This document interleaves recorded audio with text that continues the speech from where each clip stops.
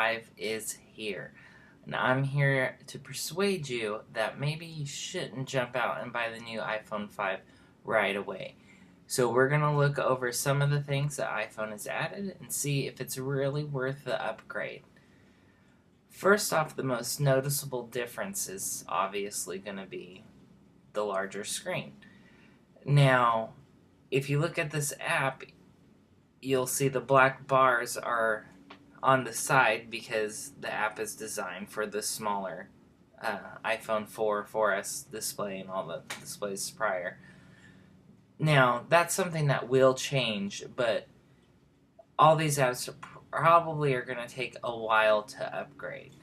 Apple themselves have upgraded all of their apps, and to show you what they've done with the extra real estate, here's in the phone app, in the 4S, and in the iPhone 5. As you can see, all they have actually done is fill the space with additional blue space at the top and elongate the button. So, no benefit really.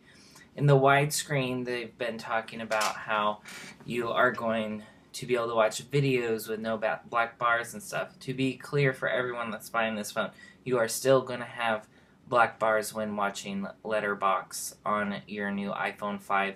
They just won't be quite as large as the ones on the iPhone 4S.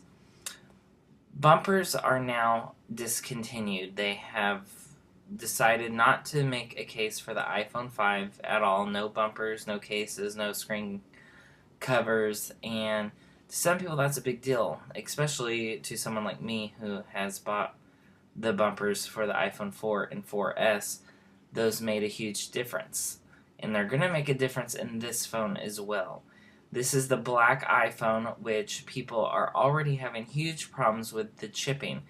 The metal is painted black. The metal isn't actually black itself. So every time it dings something, touch something, lay it on the table, anything is going to crack that paint. The all-new camera lens cover is what you're getting as far as the new camera does. It has some optical changes and software upgrades that make it better for low-light photos, but it's a sapphire crystal lens is the big selling point. It's still the same 8 megapixel camera, so no big step in photography there like there was with the iPhone 4S. It's in to be thin. Apple's always talked about not making the screen larger just to make it larger. There needs to be a reason. Well, they're making their phones thin for no other reason than making them thin. They're not comfortable phones. I love my iPhone 4S. I love the design of the iPhone 5, but they're not comfortable to hold. They don't have that rounded back they used to.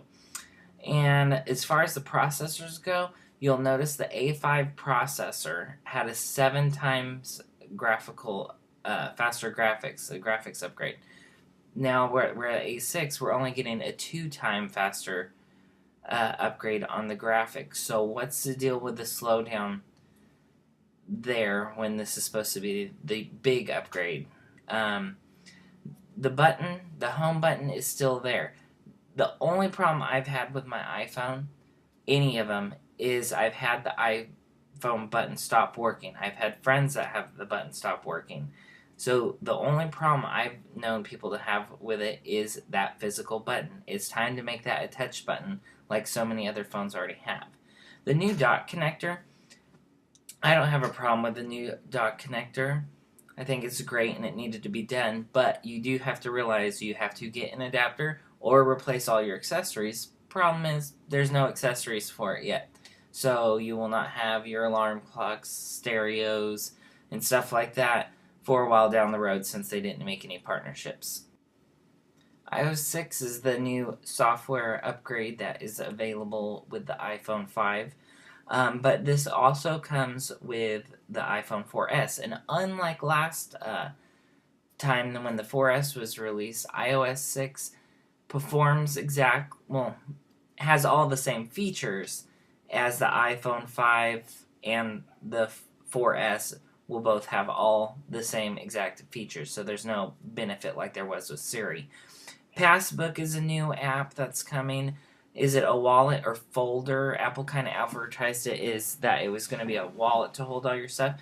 But you actually have to have all these apps. The Target, Fandango, Starbucks. You have to have all these apps on your phone. And then anytime you buy a movie ticket or whatever, you could put that in your passbook. So it's really just a folder that holds all the info from the apps. The Maps app is having serious trouble and was not ready for release. As you can see in the picture, the bridge is completely mutilated, and driving directions, people have reported that they've gotten directions to an airport and been left in an empty field, so that's something to watch out for. And the other problem isn't really necessarily Apple, it's carriers, AT&T in particular. They've added a new feature where you can make FaceTime calls over the cellular network instead of just Wi-Fi. AT&T says not so fast. We're going to charge our customers for that service. And this is why Apple needs to spend their money already. Until they buy a wireless carrier, I don't think anyone's going to be completely satisfied with any iPhone, because Apple themselves says they like to have total control over everything. This is the one area left that they do not have control over, and they would benefit greatly from being able to give their customers the service they think their iPhone should come with. Next up is lines. The iPhone is probably the only phone you will actually have to stand in line for on opening day to get it. Or you can also order yours online, but you will probably not get it anywhere near the release date. I know people that have orders that say that they will be here in October. So don't think you can just go out and buy one. Speaking of buying one, you should also consider the true cost of the phone. This phone at its cheapest is $649. That is the cheapest model. Yes, with a 2-year contract, new 2-year contract, you can get one for $200. But for most people like me that already have an iPhone 4S in particular, it's going to cost you full price. So is this really worth it? You see the two phones here. The iPhone 5 and the iPhone 4S, there is minimal difference in design. Some may argue the half-inch larger screen is a huge difference in that 1.7 millimeter extra thinness is a big difference, but let's see Apple stick to what they've always done best and think different. I think it's time that we make them prove it, not just giving us the same phone over and over with extremely minor upgrades this time. They have decided not to think different this time around. Let's give them the same thing, minor differences, and they will buy it.